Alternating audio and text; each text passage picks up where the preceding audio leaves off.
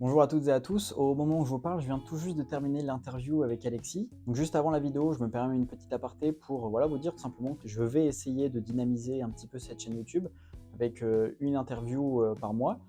Donc là, Alexis fera l'objet de l'interview du mois de novembre. J'ai déjà les contacts pour décembre, janvier. C'est un projet que je vais essayer de peaufiner pour voilà, avoir cette régularité. Je travaille également aussi les autres projets comme le hors-série. Vous avez déjà un premier épisode pendant les JO, enfin juste avant le début des JO. Là, je prépare un deuxième épisode pour Noël, je pense. Je vais vous parler de la figure de Walt Disney. Donc voilà, question de régularité pour ces hors-séries, c'est n'a pas spécialement, on va dire, c'est quand il y a un sujet qui m'intéresse et que je trouve intéressant à traiter, ben, je vais le faire, mais j'ai pas spécialement pour le coup sur ce genre de hors-série, pas de régularité. Par contre, voilà, les interviews, essayez au moins une par mois. Si j'ai même l'occasion d'en faire deux par mois, bah écoutez, encore mieux. Mais voilà, déjà, à minima, essayez de trouver cette régularité. Et puis sur l'interview que vous allez voir juste après, petite erreur technique de ma part, j'avais pas branché le micro comme là je suis en train de vous parler, pensant que le son de l'ordinateur serait déjà très bien. Malheureusement, avec l'appel Discord, l'ordinateur a eu un peu de mal à tout supporter et on l'entend effectivement souffler un peu. Donc bon, désolé pour cette petite erreur technique. La prochaine fois, je remettrai bien le micro, comme ça sera beaucoup moins dérangeant. Donc voilà, comme quoi j'apprends et c'est bien. Donc je vous souhaite une excellente vidéo et je vous dis à bientôt sur Parlons Passion. Eh bien bonjour à tous et bienvenue pour ce deuxième numéro de Parlons Passion. Aujourd'hui j'accueille Alexis et puis il va nous parler tout simplement de sa passion dans le bénévolat et dans le sport. Bonjour Alexis. Bonjour à tous, donc voilà, Alexis, 21 ans, actuellement étudiant en master kinésithérapie à Évreux. Et oui, donc voilà, beaucoup d'actions dans le bénévolat, notamment sportif. Là actuellement, je suis VP Sport dans mon association étudiante à la ELM Lamus. Et à côté de ça, j'organise 2-3 événements. Qu'est-ce qui t'a motivé à faire du bénévolat dans le sport? Comment est-ce que tout ça a commencé? Alors, je dirais que ça a commencé assez petit. Mes parents étaient gérants d'un club de roller à Grand-Quevilly, dans la région rouennaise. Donc j'ai été baigné petit, hein. Après les cours, souvent j'allais aux entraînements avec eux. Donc je pense que ça a commencé là. Et puis après, ma mère est dans un club de course à pied maintenant et organise chaque année une course à pied, voilà, c'est connu dans la région, qui s'appelle les Préautomnales, qui réunit plus de 800 coureurs. Donc voilà, ça a été un peu comme ça que j'ai découvert ces actions de bénévolat et aussi par l'intermédiaire de STAPS pour accéder en kiné justement. Donc tu l'as dit que ça venait de tes parents, ça a commencé très petit. Tu as parlé donc des préautomnales qui est une course, aussi du roller. Est-ce que tu peux nous énumérer un peu toutes les compétitions que tu as pu faire, un peu tous les sports jusqu'à aujourd'hui? Alors, étonnamment, mes parents étaient des mordus de roller, tout comme mon frère. Mais j'ai pas suivi cette direction. Voilà, ça m'a toujours, pas répugné, mais repoussé plutôt comment dire, de mettre les rollers. Donc moi, je me suis mis au tennis assez tôt, à l'âge de 6 ans. Donc là, je continue encore. Je suis passé par le hockey sur gazon, que j'ai mis un peu en stand-by ces 2 dernières années, pour me mettre un peu à l'escalade, que ça soit en bloc ou en voie. Donc voilà, je navigue un petit peu dernièrement sur mes sports favoris. Et est-ce que ces sports, donc tu les pratiques, mais est-ce que tu as pu aussi en faire un objet de bénévolat à travers des compétitions? Alors oui, le tennis, j'ai eu l'occasion avec Stab justement d'être bénévole à l'Open World Tennis 2021. Voilà, donc c'est un Open qui se déroulait le vendredi, samedi et dimanche au Kin Arena à Rouen et qui regroupait quelques joueurs. Donc il y avait Jo-Wilfried Tsonga, Richard Gasquet, Grégoire Barrère. Donc voilà, c'était intéressant. Mais je pense que ça, on aura l'occasion d'en. Là, on a parlé un peu des diverses compétitions que tu as pu faire, mais concrètement, qu'est-ce que tu fais en tant que bénévole dans ces compétitions sportives? Alors là, en tant que bénévole à l'Open de Rouen, j'étais, comment dire, un peu caméraman pour les réseaux sociaux, on va dire. C'est-à-dire que je filmais l'ambiance dans la salle, la rentrée des joueurs, mais aussi j'organisais un peu l'animation entre les matchs. On avait des canaux en t-shirt, etc. pour pouvoir chauffer la salle entre deux matchs, mais aussi partager sur les réseaux sociaux l'entrée des joueurs, etc. Et comment est-ce que tu as pu avoir ce poste? Est-ce que c'est une candidature, on va dire, un peu comme n'importe, je dirais, un concours ou quelque chose comme ça ou... Alors, c'est assez particulier parce qu'en fait, en STAPS, justement, on a des points d'AS, c'est-à-dire qu'à la fin de l'année, en fonction du nombre d'heures de bénévolat sur des actions sportives qu'on a réalisées, on obtient des points en plus sur la moyenne. Donc c'est comme ça que j'ai postulé. Il me semble qu'on était 6 sur l'ensemble de l'événement. Chacun avait des tâches différentes. Donc il n'y a pas forcément de concours ou de compétition pour pouvoir y rentrer. Mais après, voilà, chacun avait un poste différent. Ça allait du coup de l'animation, à l'accueil des joueurs, à l'accueil des VIP, etc. Et comment est-ce que tu arrives à... Alors là, tu viens de nous dire que justement, c'est des points en plus avec STAPS par exemple. Mais comment est-ce que tu arrives à le conjuguer dans ta vie entre les études, le sport quand tu le pratiques est-ce que tu as des, on va dire, des sortes de sacrifices à faire de temps en temps pour pouvoir faire certains événements ou tu arrives à plutôt bien mélanger le tout? Non, globalement, ça se mélange plutôt bien, que ce soit sur mes actions au campus pour réaliser, on appelle ça des nuits du sport, c'est-à-dire qu'on fait des petits tournois sur du dodgeball, par exemple, c'est l'équivalent de la balle aux prisonniers, ou nuit du hand cette année, ce qu'on a pu réaliser. Ça s'organise le soir, donc globalement, avec les cours, ça s'empiète pas trop.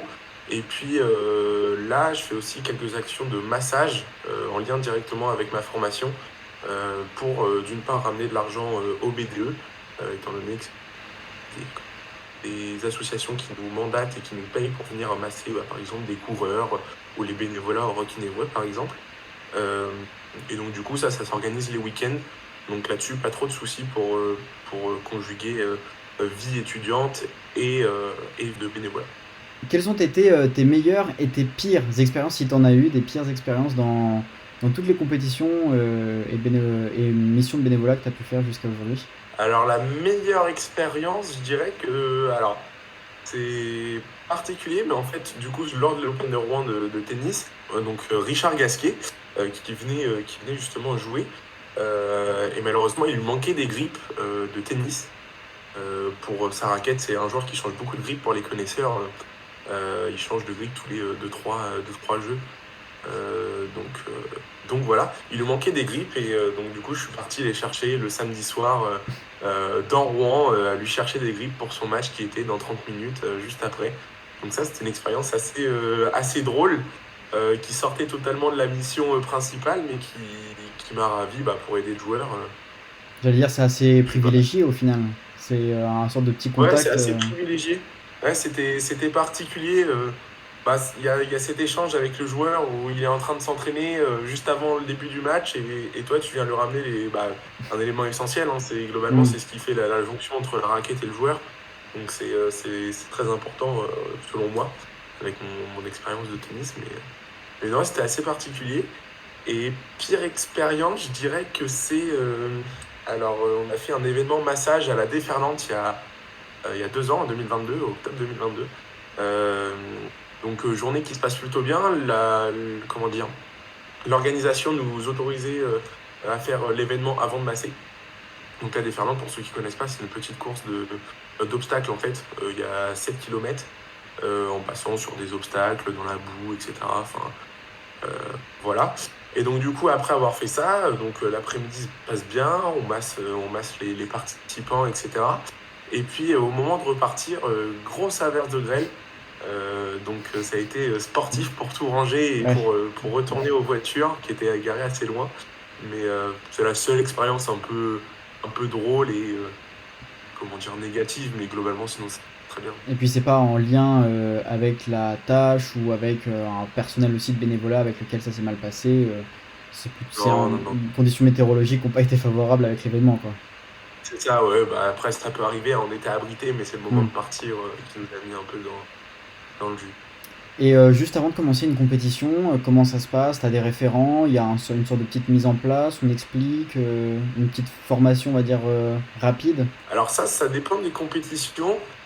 Globalement, sur les préautomnales, c'est plutôt moi qui suis référent de la personne qui va avec moi. Au préautomnal, souvent, ce que je fais, c'est que j'ouvre les circuits et je les ferme.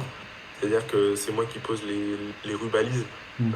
pour indiquer le parcours aux coureurs. Et ensuite, qui vient les enlever pour avoir une démarche éco-responsable, on va dire, et pas laisser dans la nature Ouais, bien sûr. du plastique, etc. Et puis sinon, sur les autres événements, globalement, on est contacté un peu avant.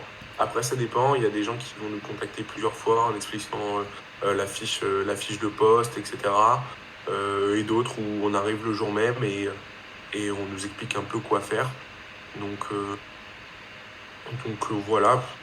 Globalement, c'est assez différent, ça dépend de l'organisation, mais on est très bien accompagné, donc là-dessus, il n'y a pas de complication. Alors, tu as déjà commencé à répondre à cette question, on va dire, avec le contact avec certains sportifs, mais qu'est-ce qui est le plus gratifiant en tant que bénévole? En tant que bénévole, le plus gratifiant, je dirais que c'est les merci qu'on peut avoir à la fin d'une course.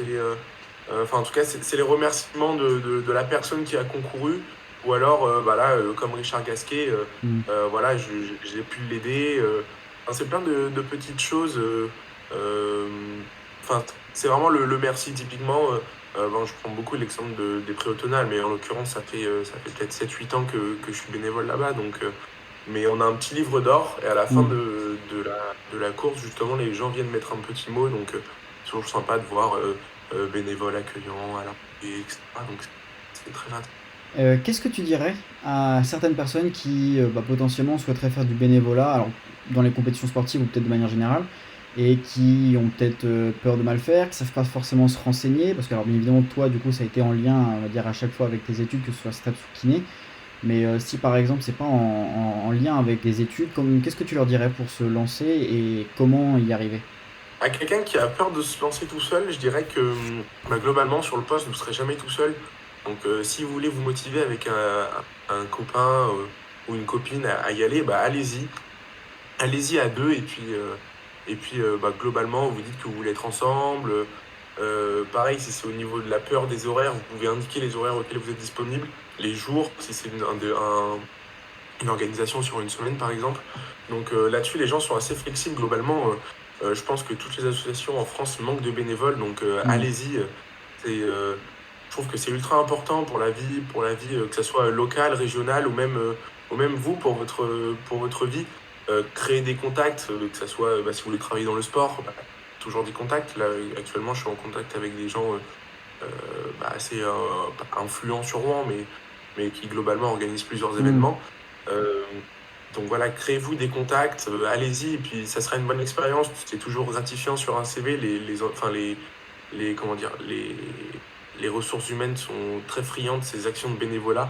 Donc allez-y, foncez et n'ayez pas peur, parce que globalement, ça passe toujours. Selon toi, quelles sont les qualités importantes pour un bénévole? Les qualités importantes, je dirais que d'une part, il faut être sociable, parce que globalement, la plupart des actions de bénévolat se déroulent au contact de personnes. Donc c'est sûr que si vous êtes un peu timide ou quoi, bah, ça peut être un peu repoussant, mais après, ça, c'est pareil, hein, c'est des choses qui se travaillent. Voilà, vous allez voir que s'il y a pas mal de monde d'un seul coup ou quoi, bah, vous n'aurez pas le choix d'être sociable ou, euh, ou, ou d'autres choses. Donc, globalement, je pense que c'est être sociable, après bah, être souriant et volontaire.